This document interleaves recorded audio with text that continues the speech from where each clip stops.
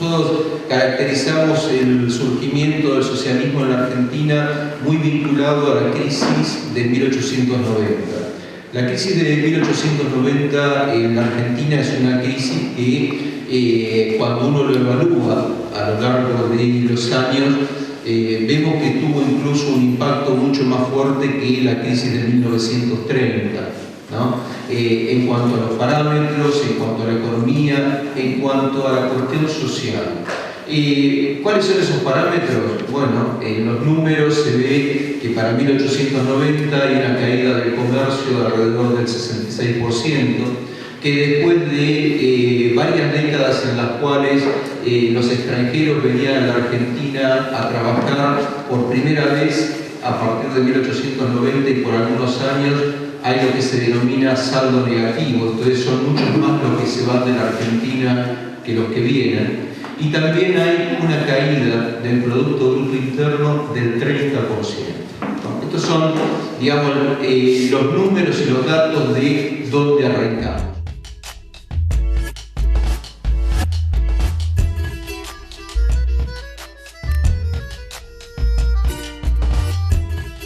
Obviamente una sociedad que está atravesada por este tipo de situación tiene que generar necesariamente cambios y cuestionamientos.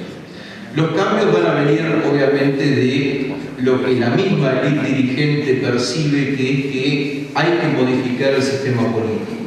Y hay que modificar el sistema político porque en la calle, en la protesta, en las incipientes organizaciones sindicales que comienzan a formarse, aparece expresado algo que va a tener un denominador común para la época que se va a llamar la cuestión social. ¿Qué es la cuestión social? La cuestión social es una problemática que va a estar, digamos, inmersa en algo que no solamente le sucede a la Argentina, le sucede también a América Latina, le sucede a Estados Unidos, le sucede a Europa, que es el tema del crecimiento urbano e industrial sin ningún tipo de planificación. ¿Qué quiere decir esto? Hay problemas principalmente en las ciudades.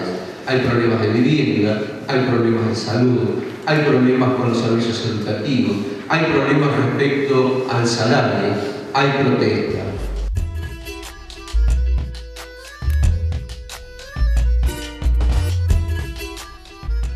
Y es donde le viene la gran pregunta que se hacen las élites dirigentes para esta época, que es ¿qué hacer con los pobres? ¿Qué vamos a hacer con los pobres? ¿No? ¿Los vamos a curar? ¿Los vamos a educar? ¿Les vamos a construir vivienda? ¿O los vamos a excluir y los vamos a reprimir? ¿No? Esta es una cuestión en la cual los diagnósticos van a atravesar no solamente, obviamente, a quienes van a tener inquietudes sociales respecto a esto, sino también a los conservadores, sino también a los liberales. Todos van a estar preocupados respecto de qué hacemos con los pobres. Y es ahí donde aparecen los primeros agrupamientos que tienen que ver con el surgimiento de las ideas del socialismo. Entre 1890 y 1896 se van a dar los primeros agrupamientos, en algún caso traído de la mano de inmigrantes europeos. La crisis del 90 había arrasado con lo que era el unicato, con lo que era la idea de Juan Selman, ¿no? De presidir el gobierno, el partido y manejar las instituciones, ¿no? De una forma que tenía mucho más que ver con un club de amigos. La república posible, que decía Alberti, estaba agotada, ¿no? Ya no solamente había que hablar de la república posible, sino que había que hablar de la república verdadera y había que ir hacia una nueva forma de expresión política.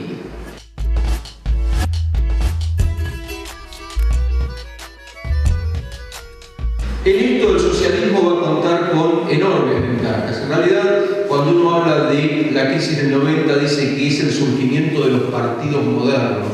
Y decimos partidos modernos porque son dos los partidos que van a aparecer a partir de ese momento. Uno, obviamente, el Partido Socialista y el otro, la Unión Cívica Radical, ¿no? Son los dos que a partir de ese momento se modelan, ¿no? Como algo distinto. ¿Qué es eso distinto? Bien principal el tema de tener una plataforma. ¿no? Tener un programa. El tema de decir, nosotros nos juntamos, nos unimos, nos reunimos para llevar adelante estos objetivos, ¿no? En el caso obviamente del socialismo hablaban de la igualdad, ¿no? Y de la inclusión. Claramente esos son los principales objetivos que define el socialismo desde sus comienzos.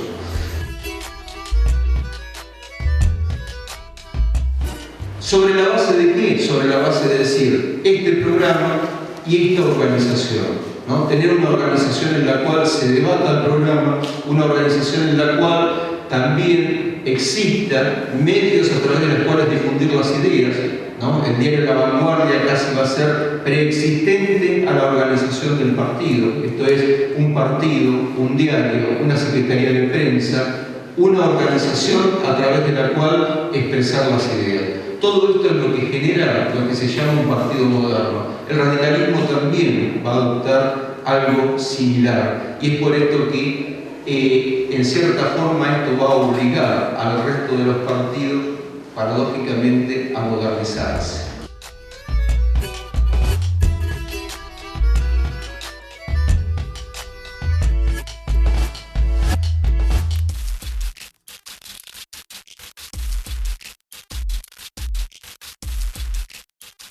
¿A qué se le daba importancia? Bueno, claramente a la importancia, la importancia estaba en el discurso razonado.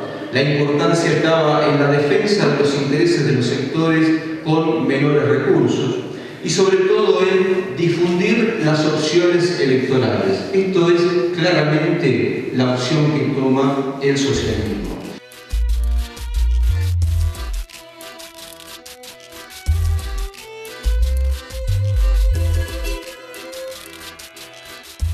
¿Y cuál es, digamos, la rama, la forma a través de la cual lo da? Lo va a dar principalmente a través de lo que es el llamado de la Segunda Internacional, a través de que la sociedad evoluciona y a través de que la sociedad cambia y se modifica, es posible también acceder al poder a través del parlamentarismo, a través de las elecciones.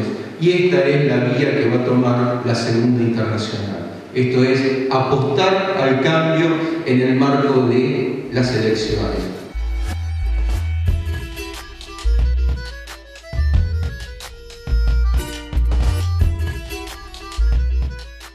¿Existía un modelo de esto? Por supuesto que existe un modelo de esto. Es la República de Bismarck, ¿no? Es la República Alemana, que es en cierta forma lo que aparece como un modelo de un estado de bienestar. Esto es un estado en el cual el mismo estado se hace cargo de la planificación urbana, de la construcción de viviendas, de la solidaridad con la vejez, de la educación y de la salud.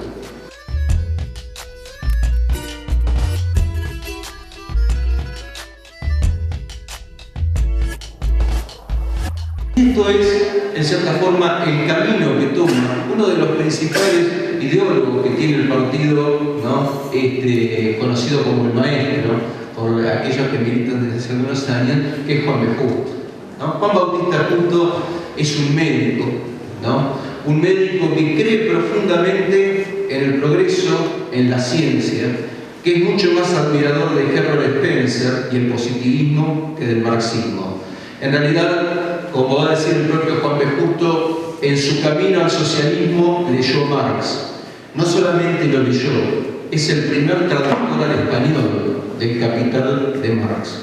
¿Qué modelo tomar? Porque esta es una cuestión clave, ¿no? Que incluso después va a ser a las discusiones que eternamente va a tener la izquierda en Argentina acerca de si la izquierda es parte de los modelos nacionales o si la izquierda ha permanecido al margen de la historia política de la Argentina. En realidad, el gran esfuerzo que hace Juan B. Justo es desarrollar un modelo propio, ¿no? Un modelo de socialismo para la Argentina. Para esto lo que él va a mirar no es, va a mirar el modelo francés, va a mirar el modelo inglés, va a mirar el modelo norteamericano, pero lo que él define como el modelo más cercano que se puede tomar a la Argentina es el de Nueva Zelanda y el de Australia, ¿no? Entonces, ¿por qué? Porque dice que en estos países, que son también países nuevos, países emergentes, países vinculados a un modelo agroexportador donde todavía no está inserto el proletariado en un modelo industrial, es lo más parecido a la Argentina que se puede formar.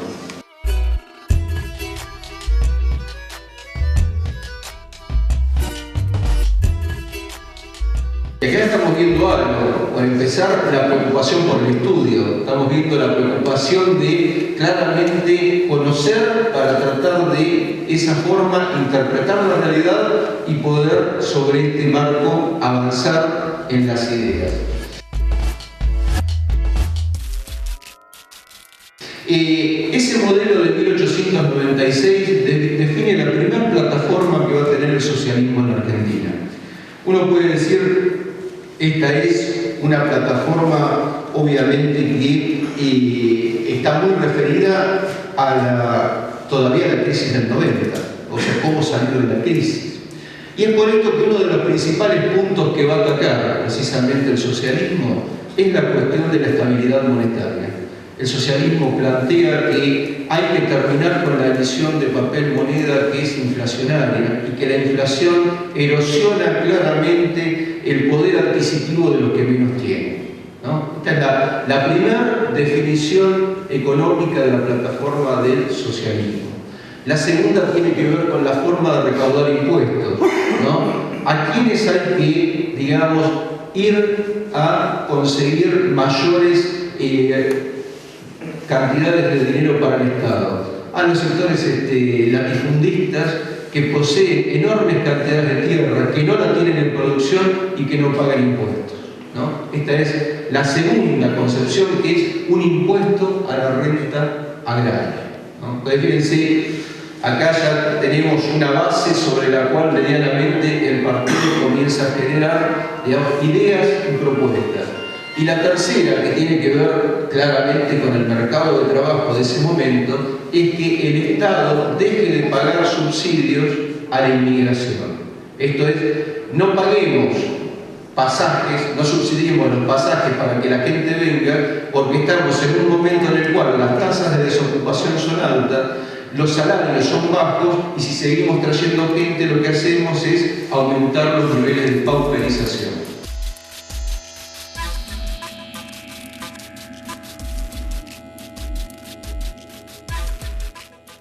Ahora, después vienen los puntos en los cuales ya estamos más en conocimiento, que son los clásicos del socialismo, que es lo que tiene que ver con otras visiones de la cuestión social.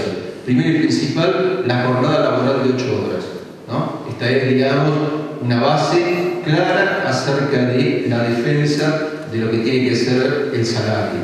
La otra cuestión es el descanso dominical, un día de descanso por semana, ¿no? Cosa que hasta la época no estaba ni reglamentada e incluso a veces ni pensada.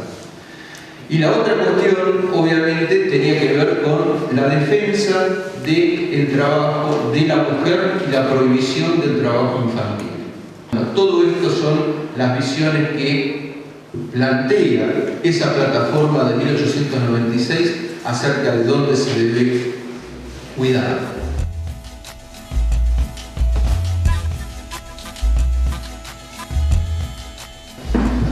Las otras cuestiones, porque obviamente esto es un aspecto de la plataforma, ¿qué debe trabajar el socialismo? También hay una cuestión central que plantea Juan B. Justo, que es el tema del cooperativismo. El cooperativismo es una herramienta fundamental, y ahí se toma el modelo belga, ¿no? En esta cuestión, que los belgas son los primeros que tratan de pensar al obrero no solamente como consumidor, sino como productor. ¿En cuanto a qué? Primero y principal, no solamente en cuanto a la compra de productos, sino también en cuanto a lo que en ese momento comenzaban a hacer las organizaciones mutuales, ¿no? Hacer frente a los imprevistos, un imprevisto en la salud, ¿no? Un familiar enfermo, el fallecimiento de un familiar, eran cuestiones que las familias no estaban preparadas para afrontarlas en manera individual. Por esto, las mutuales. Y aparecen las sociedades de socorros mutuos, que pueden ser nacionales, o sea, por nacionalidad, están los italianos, los franceses, ¿no? Y están aquellos que son los cosmopolitas. Y en todas ellas vamos a encontrar militantes del socialismo y vamos a encontrar militantes que han trabajado en esta cuestión, ¿no? ¿Por qué le da mucha importancia a esto al socialismo? El socialismo porque plantea, ¿no?, que en realidad en la Argentina, si hay un sujeto que puede llevar adelante las políticas, ¿no?, sobre todo en el ámbito rural, no es el obrero rural, ¿no? ¿Por qué? Porque el obrero rural, cuya cantidad se estima para esta época en alrededor de 300.000, ¿no?, es un obrero golondrina, es alguien que hoy está en una cosecha, que mañana está en la construcción de una obra en Buenos Aires, que pasado vuelve al sur, que pasado vuelve al norte, no está estabilizado, y es el inmigrante que tiene más posibilidades en cuanto a cambiar de lugar, ir y volver. Pero ¿dónde ve que hay que tener mucha importancia Juan B. Justo? Y ahí toma el modelo de Nueva Zelanda, en el pequeño y mediano productor, ¿no? En el chacarero, en el que ya está asentado, en el que no puede acceder a la propiedad de la tierra por los altos costos y que en realidad corre con todos los riesgos y con ninguno de los beneficios de lo que es la explotación rural, ¿no? Y ese es el sujeto en el cual el socialismo va a ser hincapié.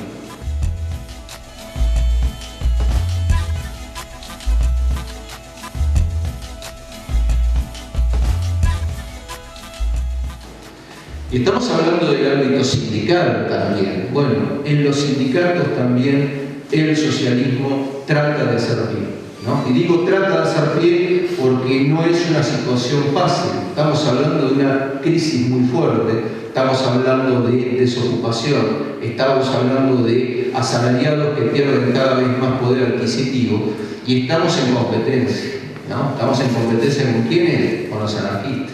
Los anarquistas tienen en esto un discurso mucho más radicalizado, ¿no?, mucho más de confrontación, y en cierta forma esto es lo que hace que desde 1890 hasta 1910 el principal actor en el movimiento gremial va a ser el anarquismo, ¿no? Pero en una disputa muy fuerte con el socialismo respecto a qué, respecto a los medios y las formas, ¿no? ¿Y esto dónde se va a comenzar a evidenciar? En la acción directa, ¿no? El socialismo describe la acción directa, como dijimos, para llegar al poder. El anarquismo lo que plantea es un camino de las huelgas parciales, la huelga general y a partir de la huelga general la toma del poder.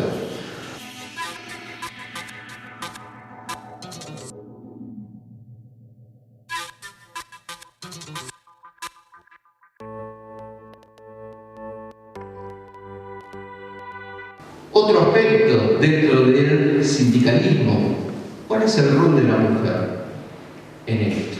Porque las mujeres también trabajan para la época y es enorme la cantidad de mujeres que aparecen reflejadas, ¿no?, en el censo de 1869, en el censo de 1895 está el mapa. Uno puede decir, bueno, acá está qué hacían las mujeres, en qué trabajaban, y vamos a encontrarnos con que hay espacios de trabajo que son netamente de las mujeres, ¿no? Está la fábrica de alpargatas, está la industria textil, y hay empresas que son extremadamente complejas, como es el caso del trabajo con los químicos, con químicos peligrosos, como es la Compañía General de Fósforos, y las empresas de tabaco, en las cuales principalmente son las mujeres las que trabajan, pero no son las mujeres las que representan a las mujeres que trabajan.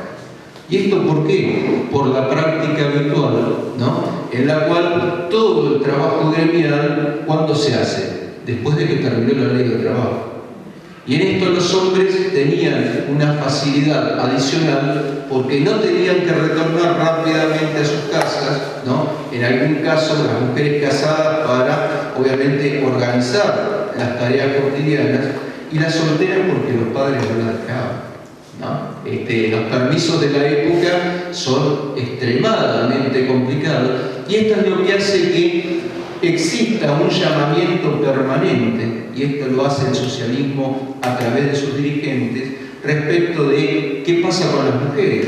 Y esto se va a ver incluso décadas después, donde hay actividades, principalmente en el rubro de la carne, en el caso de las conserveras, en el caso de los frigoríficos, donde hay enormes cantidades de mujeres que trabajan y ni siquiera hay una delegada, ¿no? Los gremios están en manos de los hombres e incluso los cargos de delegados también están en manos de los hombres.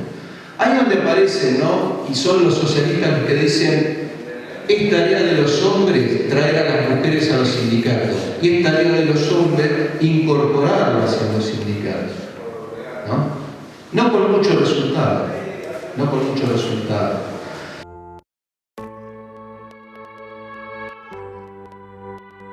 Y es también el socialismo el que va a plantear, en el caso de las mujeres, el tema, obviamente, del voto en la Argentina, ¿no?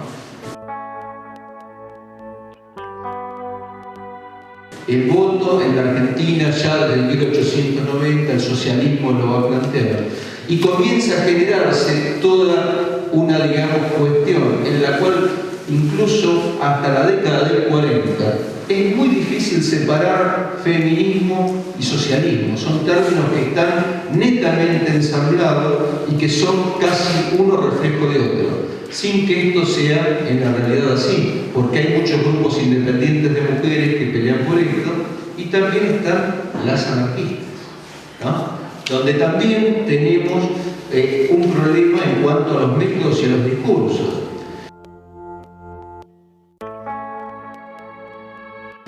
¿Por qué tenemos problemas con los métodos y los discursos? Porque para la legislación argentina la mujer no es independiente.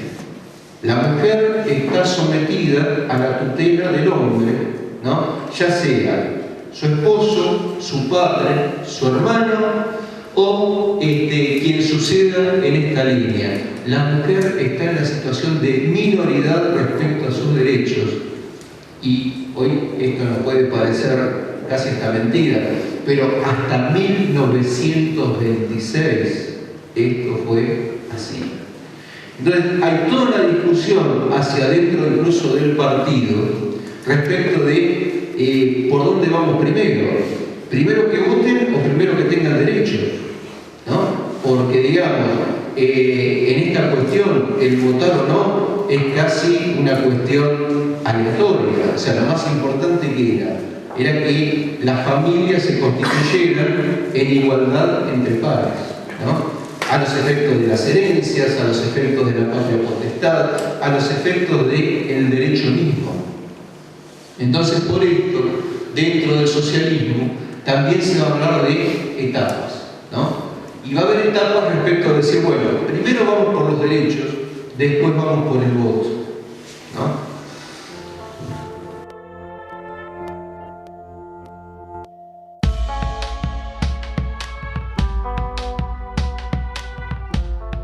La crisis de 1890 genera un cambio respecto de en qué forma hay que modificar la legislación electoral. Y en esto se puede decir que hay algunos avances, ¿no? Para el año 1904 hay una apertura que consiste en terminar con la lista sábana y votar el voto uninominal y por sección. ¿Qué quería decir esto? En lugar de votar una lista concreta, solamente un candidato por una circunscripción. Esto en el caso de la circunscripción de La Boca, ¿no? Que es el barrio obrero, que es el barrio donde estaban las mujeres de las empresas textiles, de la Compañía General de Fósforo, es donde aparece el primer diputado socialista en América, que es Alfredo Palacios. Esto para 1904 es, digamos, ya el poder instalar algo del partido, y esto fortalece la vía parlamentaria. ¿Por qué fortalece la vía parlamentaria? Porque principalmente lo que se ve es que la llegada de un diputado al Congreso puede cambiar algo. Es decir, un diputado al Congreso que cambia, principalmente algo de lo que veníamos hablando hasta recién. Para el año 1901, la Municipalidad de Buenos Aires convoca a una de las mujeres del socialismo, Gabriela Laperrière de Coni, que es mujer de un médico higienista, para que sea inspectora de honor de las fábricas de Buenos Aires. ¿Inspectora de qué? De condiciones de trabajo. Que revise qué cantidad de horas se trabajan en las fábricas, en qué condiciones, cuántos días, ¿no? Que enumere la cantidad de gente que está trabajando. Todo esto la municipalidad no lo tenía, pero lo quiere saber, porque están preocupados por el tema de la cuestión social, ¿no? El informe que hace Gabriela Lapierriere lo va a tomar, obviamente, el gobierno de la ciudad de Buenos Aires, pero también lo va a tomar Alfredo Palacios como base para presentar un proyecto de legislación para la mujer y el niño. Y esto es el primer logro y el primer calor que puede tener el Partido Socialista en lo que hace a la historia en el tema de la mujer y en el tema del trabajo.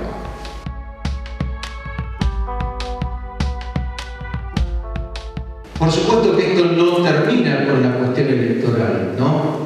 Como todos sabemos, en el año 1912, se está cumpliendo el centenario, se hace una modificación de la ley electoral que plantea el voto secreto, universal y obligatorio. ¿Dónde estamos nosotros en ese debate?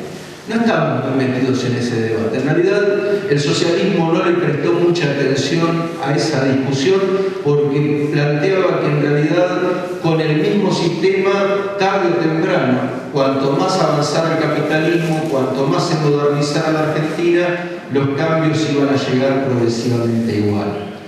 El radicalismo sí le prestó mucha más atención. Pero el radicalismo no tenía una objeción que sí tenía el socialismo sobre uno de los puntos. Estábamos de acuerdo en el tema universal, en tanto y en cuanto implicara a la mujer. Estábamos de acuerdo en cuanto al tema del voto secreto, porque eso garantizaba la independencia del voto. Ahora, no estábamos de acuerdo en el tema del voto obligatorio, ¿no? ¿Por qué no estábamos de acuerdo en el tema del voto obligatorio? Y acá volvíamos de nuevo a ida y vuelta con el tema del voto de la mujer, ¿no? ¿Por qué? Porque se planteaba que en realidad el voto es un derecho que debe ser ganado y es un derecho sobre el cual hay que tener conciencia, ¿no? E incluso cuando se decía del voto de la mujer, indirectamente se planteaba esta cuestión, porque decía, ¿cómo puede ser que nosotros que tenemos mujeres que son médicas, mujeres que son maestras, que les enseñan incluso a los futuros políticos, ¿no? En las escuelas, para que después puedan votar, ellas mismas no puedan votar? Mientras tanto, los analfabetos que son hombres votan, ¿no? Y ya ahí había esa idea de que para poder votar había que demostrar una cierta idoneidad y capacidad. Y esto, obviamente, vinculado no al cercenar derechos, sino al igualar en cuanto al tema de la educación, ¿no?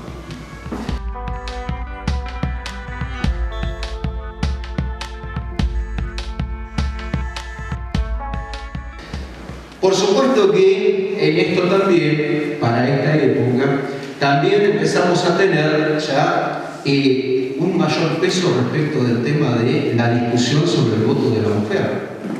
Ya venimos desde 1890, ya estamos para 1920, ya pasaron 30 años y el voto de la mujer no aparece. Los derechos de la mujer no aparecen. Entonces, ¿qué empieza a percibirse? Sobre todo de la mano de la llegada de algunas jóvenes, ¿no? Como es el caso de Alicia Moró. Alicia Moró, que también se recibe de médica en la Universidad de Buenos Aires y que comienza a plantear la idea, ya no tanto de las etapas, sino la idea de un socialismo maternal, ¿no? El rol de la mujer sigue estando atado al tema de la maternidad, ¿no? Y este es un elemento clave en el cual, digamos, hay mucho todavía por el tema de dónde ubicarlo. ¿Cuál era fortalecer el rol de la mujer desde la maternidad? El rol era también la protección del niño. Entonces, si protegemos a la mujer en el trabajo, protegemos al niño que está por nacer. Si protegemos al niño que está por nacer, hay que tener jardines maternales, hay que tener guarderías, y obviamente todo esto son reclamos que tienen que estar dentro de cualquier plataforma que se vaya elaborando. Y también, obviamente, vinculado a la salud y también vinculado a la educación. O sea, todo esto, la mujer comienza a ser una herramienta importante y la sitúa en el centro de la sociedad. ¿Este es el único pensamiento? No. También tenemos el caso de otra mujer, que es el caso de Paulina Luisi. Paulina Luisi es una mujer uruguaya y argentina, transcurre su vida entre las dos orillas. Es la primera mujer que se recibe de médica en Uruguay, ¿no? La primera uruguaya. Y el pensamiento de ella, en realidad, va un poquitito más allá todavía, porque dice, en realidad hay que darle los derechos a la mujer, no solamente los derechos, hay que darle el voto, porque en las sociedades donde la mujer tiene derechos y tiene voto, es donde mejor hemos podido combatir otro de los flagelos que denuncia el socialismo, que es el tema del alcoholismo, ¿no? La mujer tiene un rol muy importante desde su hogar respecto del control del alcoholismo, y es necesario que la mujer tenga derechos para esto. Y la otra cuestión, en la cual también es pionero el socialismo en sus denuncias, y que obviamente es un tema de actualidad, es el tema de la trata, ¿no? El socialismo denuncia, ¿no? No la prostitución, la trata, que son dos conceptos totalmente distintos, y en los cuales dice solamente la intervención de la mujer es la que va a poner freno a la cuestión de la trata, ¿no? Y en esto también, obviamente, para 1920, las acciones empiezan a ser más directas. E incluso el partido, no solamente en esto tiene cuestiones enunciativas, ya desde 1910, 1915, tiene mujeres en sus cargos de conducción. Lo tiene en La Plata, lo tiene en las juntas nacionales. Y también para 1920, para marzo, van a hacer un simulacro de voto en Buenos Aires, ¿no? Se va a convocar en la misma fecha que es la elección, ¿no?, a que las mujeres vayan y voten en las mesas femeninas, armadas para esta situación. ¿Qué sucede con esto? Bueno, sucede, obviamente, que van más de 4.000 mujeres participan, ¿no?, en este simulacro de voto. Lo cual ya da una idea de que no son 4, digamos, sufragistas o 4 feministas sueltas. 4.000 personas es un número por demás importante para la fecha. No va a tener mucho éxito, pero incluso el Partido Socialista, en su lista de hombres, lleva una mujer en la lista, ¿no? Aunque sepan que se la van a impugnar, aunque sepan que se la va a bajar, el socialismo juega y pone esta situación.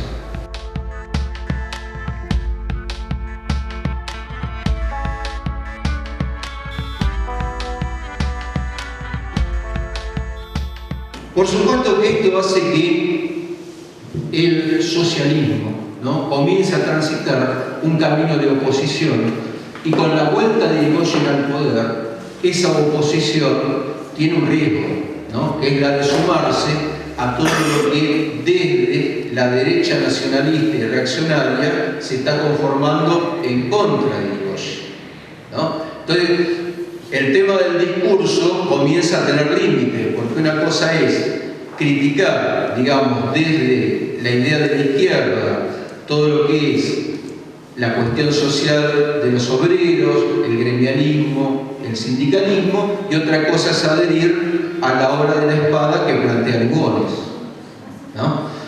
En esto también es donde aparecen las discusiones internas.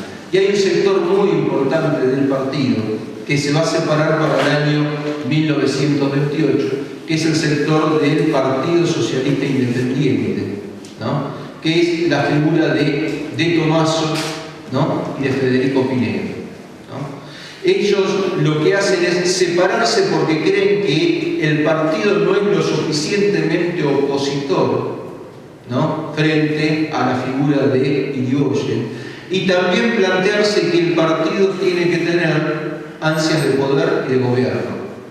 Que en algún momento el partido tiene que gobernar y que ellos creen que ya están en las condiciones de hacerlo.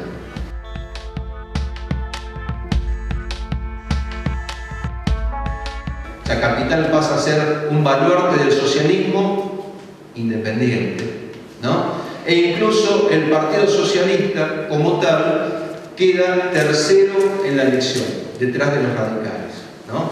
Llegando a niveles de votantes de alrededor de 60.000 a 100.000 votantes en Capital Federal para el Partido Socialista. Y uno dice, ¿es un fenómeno de capital? No. Un capital que también va hacia el interior de la provincia de Buenos Aires, que también va hacia Córdoba, que viene hacia Mendoza, que va también hacia los territorios nacionales, como es el caso de La Pampa, y se puede decir que el socialismo tiene un desarrollo territorial por demás importante para esta época. Y llega el golpe, ¿no? ¿Y frente al golpe qué? Frente al golpe podemos decir, pero sin ninguna duda, el socialismo se opone al golpe, ¿no? Cree que Irigoyen hizo una serie enorme de errores que facilitaron el camino al golpe, pero no lo apoya. El diario La Vanguardia es clausurado, los dirigentes del Partido Socialista son encarcelados. Nosotros no estamos dentro del margen de la ruptura de las instituciones. Siempre el socialismo apunta al tema de la institucionalidad. Ahora, ¿qué pasa con esa crisis del 30? Bueno, la crisis del 30 no es solamente la caída de Irigoyen en la Argentina. La crisis del 30 es que se cae la estantería de la economía a nivel mundial. ¿Y qué hacemos frente a esto? ¿No? Ahora hay que pensar de nuevo, hay que pensar todo. Tenemos una crisis en la cual lo que hasta este momento medianamente venía como conocido ya no funciona. Bueno, ¿qué es lo que hay que hacer?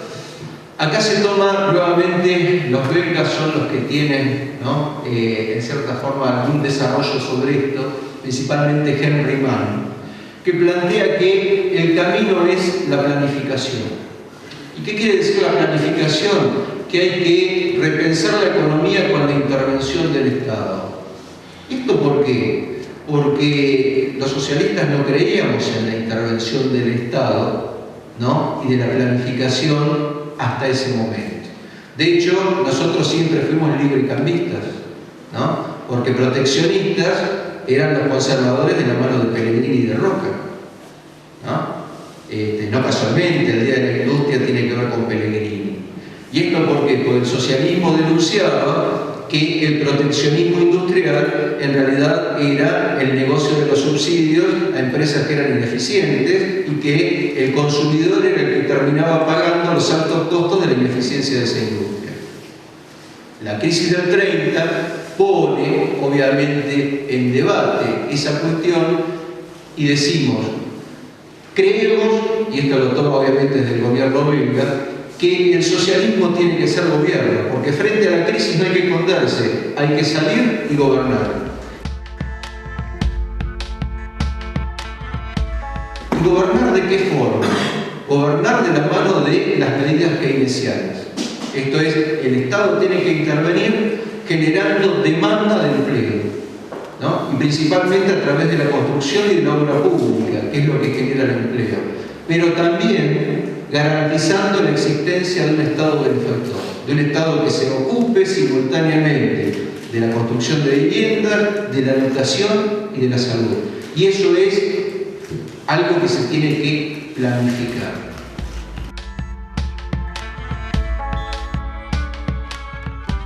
Para esta época, en la Argentina, muchas de estas ideas están en funcionamiento. ¿Por qué? Porque el gobierno conservador, ¿no? Ya superada la etapa semifascista de Uriburu y llegado ahora el modelo conservador del general Justo, ¿no? El general Justo lo que tiene es un acuerdo, la llamada concordancia, en la cual participa el Partido Socialista Independiente y le ofrece dos ministros, ¿no? De Hacienda y de Agricultura, que son de Tomaso y Federico Pinedo, ¿no? El socialismo enfrenta a esta concordancia también con una alianza, porque lo que define el partido es que solo no puede ¿no? Y que es el momento de establecer alianzas. ¿Y establecer alianzas con quién? Con algún sector de la burguesía que sea serio, ¿no? Con algún sector de la burguesía que sea honesto. ¿Y cuál es ese sector? ¿Cómo lo define? Lo define a través del Partido Demócrata Progresista y la figura de Lisandro de la Torre, ¿no? Al cual lo ve precisamente como un dirigente honesto que incluso es el que va a llevar adelante, ¿no?, toda la denuncia de los negociados de los frigoríficos, ¿no?, y que va a generar todo lo que es el enfrentamiento en el Congreso con De Tomaso y con Federico Pinedo, ¿no?, paradójicamente. Entonces, en esa paradoja, el partido define esa alianza, pero también define que es el momento de discutir hacia adentro algunas cuestiones.